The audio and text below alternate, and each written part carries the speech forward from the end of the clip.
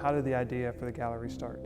Well, I was fortunate enough, a few years ago, Jack Rinehart sent me a gift around Christmas time, and it was a booklet that he put together of these watercolors, and it was almost like a walk back through time for Farmington's history in these pictures. Accompanied with that was his kind of little snippets of what he was thinking when he did these watercolorings. From what I understand, a lot of these watercolors that he did were from memory. And one of the things that we've been talking about is Farmington needs more artwork. And then we were starting the project of the third floor.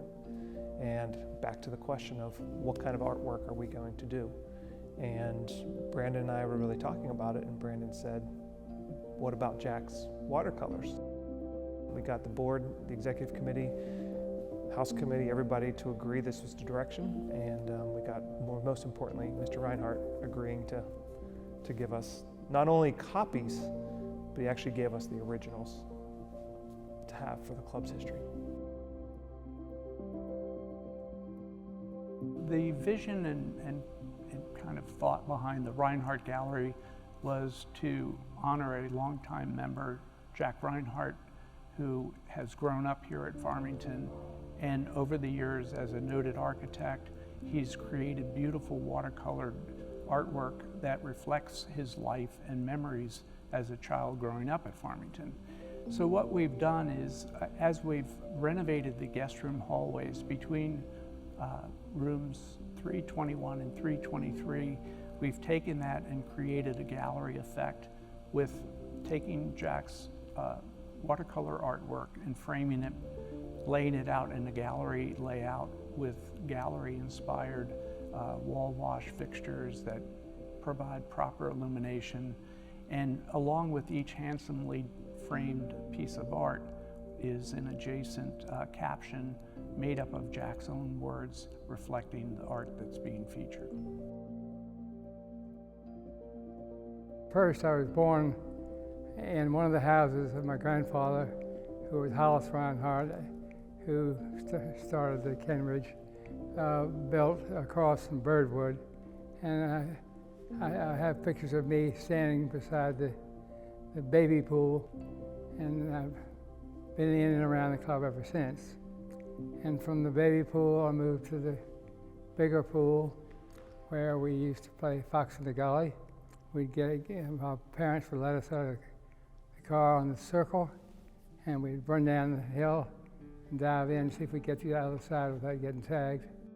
I spent a lot of time around the pool until I got to be about old enough to appreciate a tennis racket in my hand and appreciate what Mike Dolan could do for you. And because we all love being around him, whether it was watching him string rackets or telling stories or teaching us how to step into the ball and follow through and keep eyes open and so on. I was never a great tennis player, but I had a lot of close friends that were. They won all the silver and I won the plastic or whatever. But we all enjoyed it, and we enjoyed being together. It wasn't until I got to college that I got a break and was given a chance to get with a bunch of really fine West Coast golfers and learn how to play the game. That I learned to play the game and came back here and got on Coach Slaughter's golf team. So I enjoyed playing golf. I finally graduated and went to work, and then was put on the board of Farmington, where the first board that we had, and it was a great board. Nobody did the same things. We all dovetailed in very well. Now, how did I get around to doing those paintings? Comid was a big excuse. I was at Westminster Canterbury, and I was not allowed to see many people. And so I just started sketching around, and I don't know which one I did first. You asked me which one, but I started thinking of traditions that mean so much to Farmington. The traditions ought to mean more and more, and ought to be encouraged more and more. Such things as throwing the bouquet off the balcony there. My oldest sister and my two daughters both threw theirs off of there, and that's a tradition. Just more recently, getting the band to come out here and warm up the season, get the season started, is another nice tradition. I hope will continue. It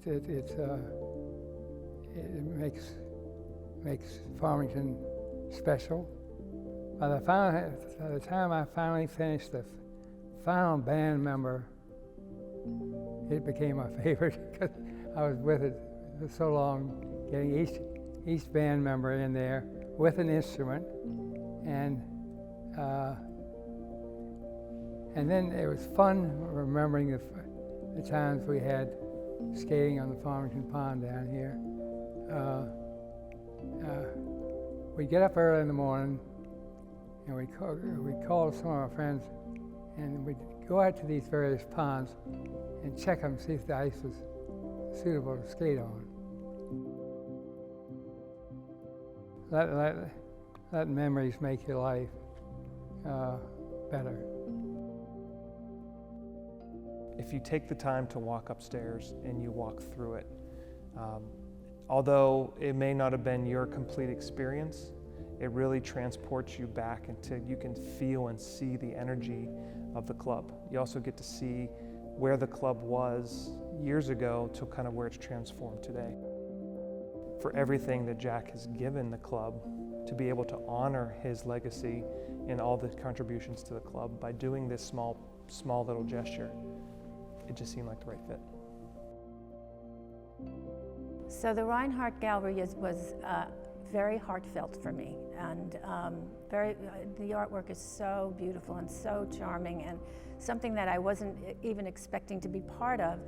And getting to understand Jack Rinehart and his history here just brought everything to life, that I'm actually seeing the artist in person here, who's grown up here and has the most fondest memories of this club. And I was just so envious that I didn't have that in my life, so envious. I mean, it was just such a beautiful story.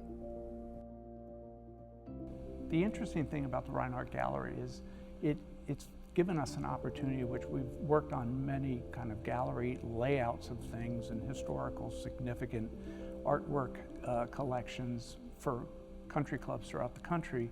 But this is, never have we had the chance to have a noted architect who's been a member of a club, grown up from a young boy all the way up to a senior member of a club now, with such talented art capabilities. And capturing this is just magical when you really see it installed. This isn't just any club. This is Farmington Country Club, and it's known throughout the state and throughout the country because of where it is and how many of us of all generations have enjoyed it.